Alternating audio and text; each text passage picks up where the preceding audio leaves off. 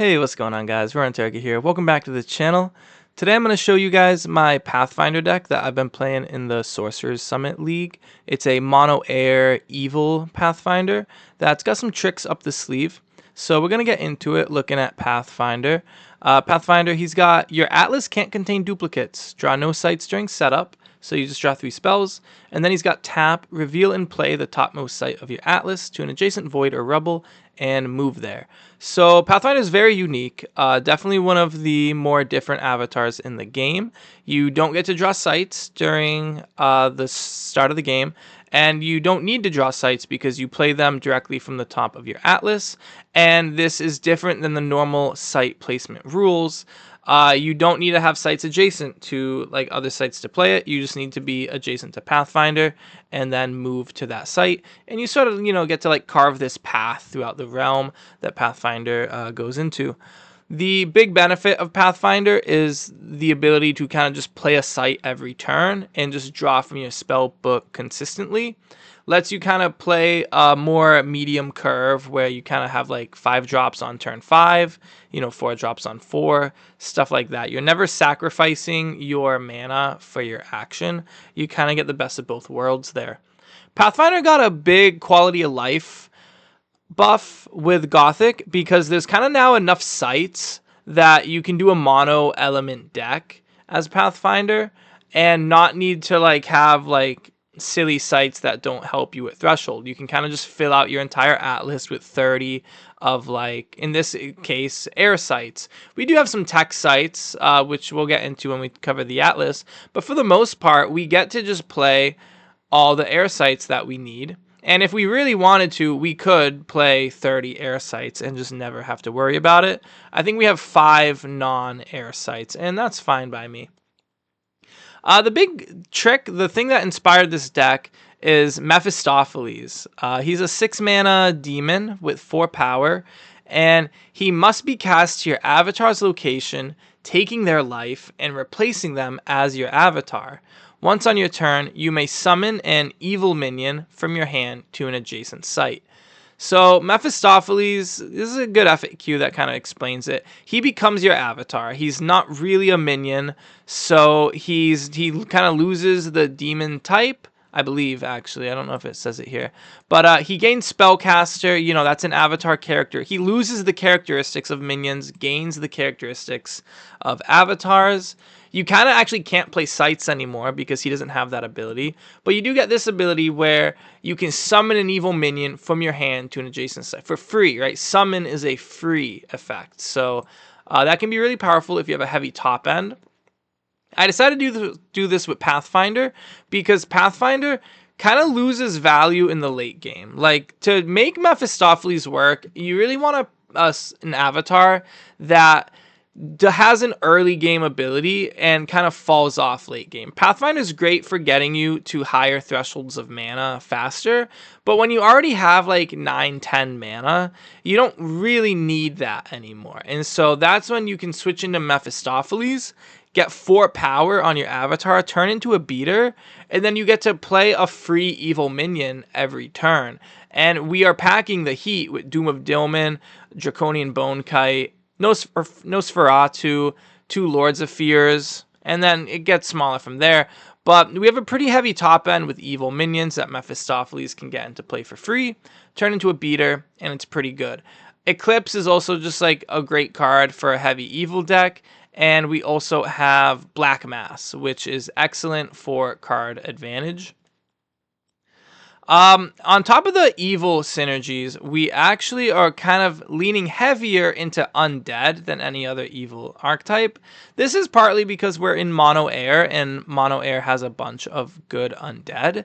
But we're playing Arcade of Bones, which is a new card in Gothic that I think is absolutely cracked. Let me put you on game for a minute here, because Arcade of Bones is so good. So many times I've played this in the summit and people have to like double take. They have to read it and then they take a turn and they try to mess with one of my undeads and I have to tell them they can't do that. And then they have to like think a lot longer about how to play out their turn, because Arcade of Bones says, while in this row, undead move freely and can't be targeted or damaged by magic. So we are packing, you know, the 5 vampires. We got the Daprils and the True Bloods. We've got the Stygian Archers.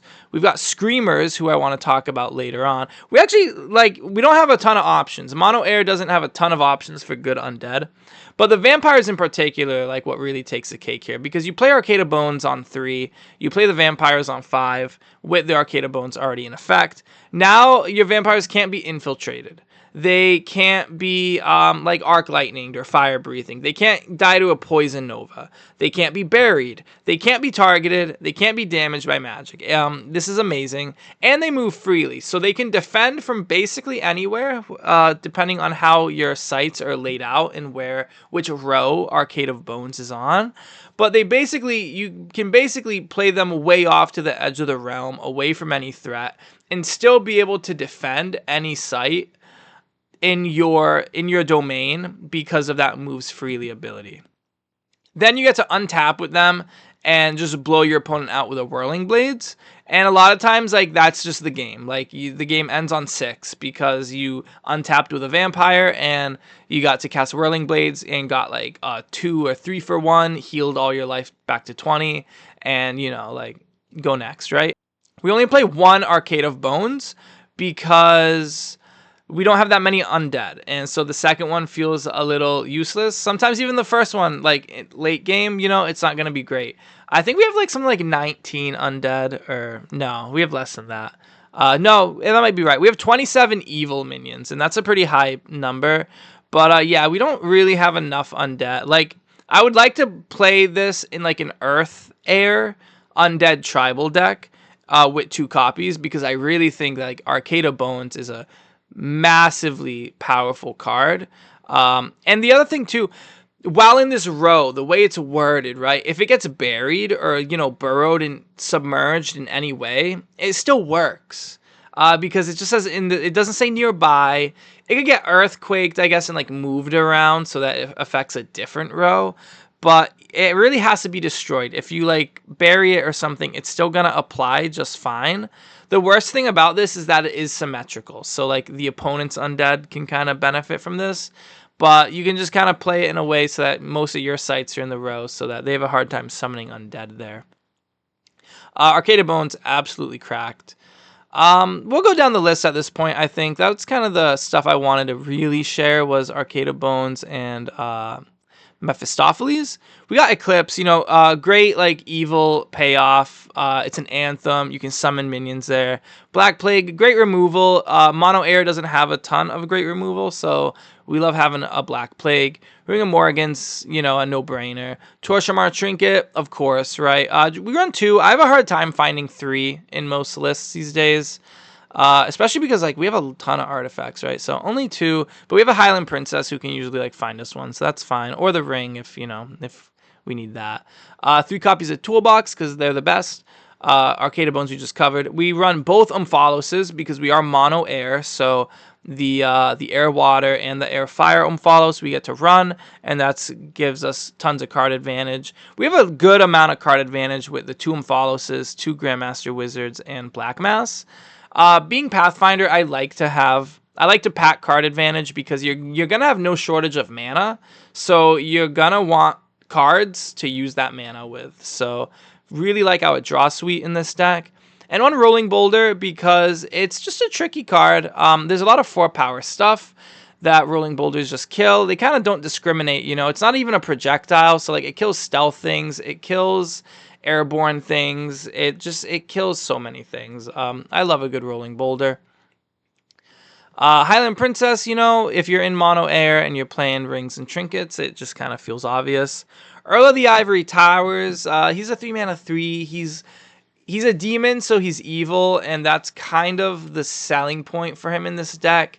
He's not bad, honestly. Like, he comes down, he's low on the curve, he's got a fine rate, and you just don't have to, like, in fire decks particularly, like, you don't have to worry about, like, the desert into Vile Imp kind of line. Like, he doesn't take damage from that stuff. He's kind of good into Necromancer because skeletons are ordinary. He's just, like, a fine unit that kind of benefits from our evil package, and that's, you know, about it for him. Doesn't die to Lightning Bolt, doesn't die to Magic Missiles. Gibbous Night Gaunts, again, they're kind of just like low on the curve. They're evil, they're demons, so we like them because they contribute to our payoffs, which is Eclipse, Black Mass, and Mephistopheles. Having Voidwalk is nice. You can kind of play them in weird spots and make your opponent think about them, and maybe play minions in weird spots to defend. You know, it is Voidwalk's good. Headless Haunt's right. Headless Haunt is awesome. 3 mana, 4 power. They teleport randomly. Sometimes you win games because of these guys. Sometimes you lose games because of them. So it is always a gamble, but we love them. Jack the Ripper, I really like Jack the Ripper as well. He kills some really troublesome units in the game right now. Morgana Le Fay dies to Jack the Ripper easy. So does Ino. And Sir Agravain, who you don't see a ton of because he is 2-colored, so like particularly in Steam decks, but like just another stealthy mortal who has a really strong ability that you want to get rid of. Jack the Ripper comes down, kills him, and then kind of just sticks around as a 2-power stealth unit. He silences the unit first too, so he like gets around ward. So there are like a ton of mortals in the game right now, right? Like I think they're the most like populous subtype. You know, you can use this guy. He kills phase assassins, the 3 mana orders. Like he gets around wards because he silences first, then kills them. So like the Order of the Sacred Oak, like silence, lose the ward, die to Jack.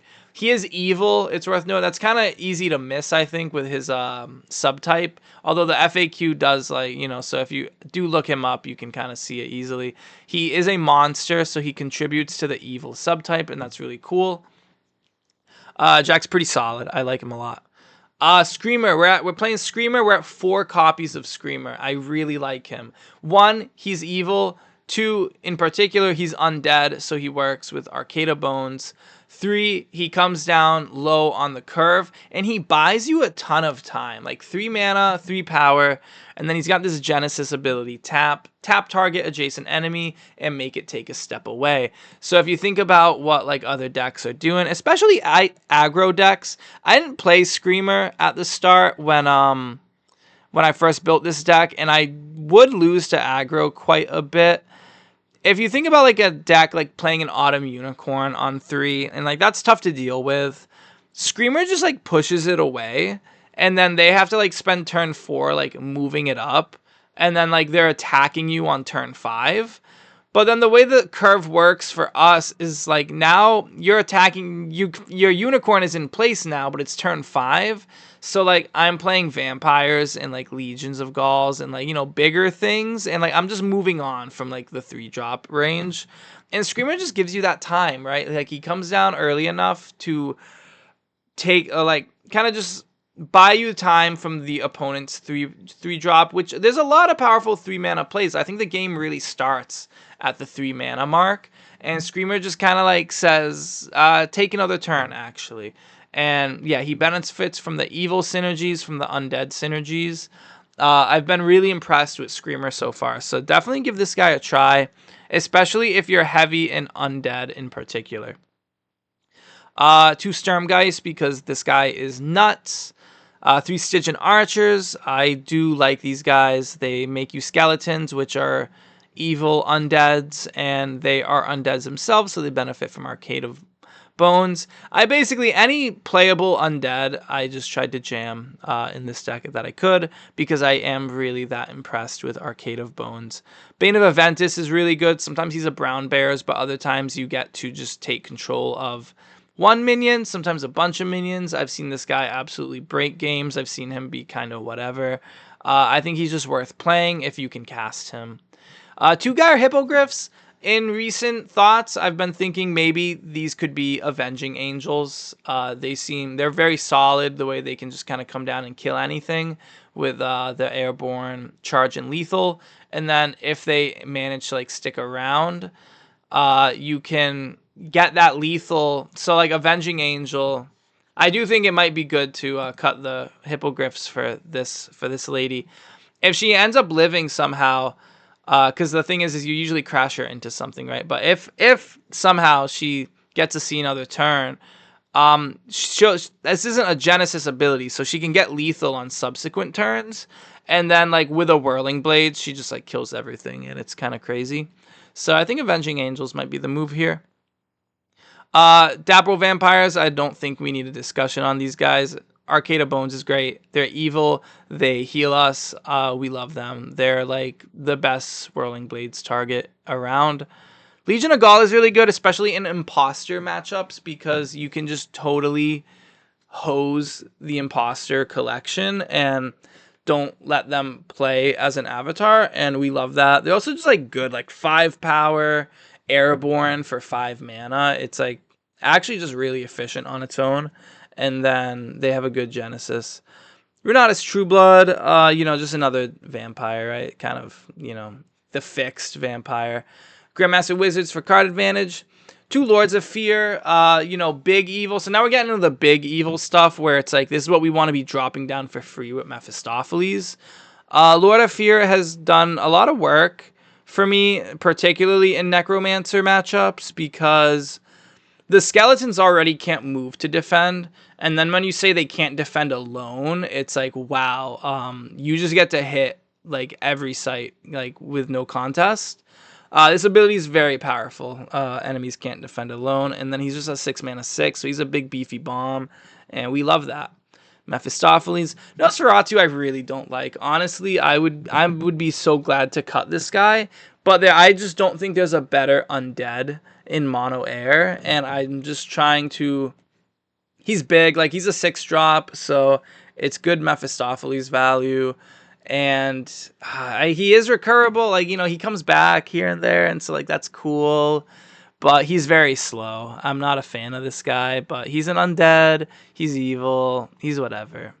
Draconian Bonekite is also kind of whatever, but it is like 7 power is huge. This is the biggest minion in the deck. So, and he's airborne. So like if he gets to hit, like, he really means business. His tap ability is okay too. I think I'd rather just swing with him.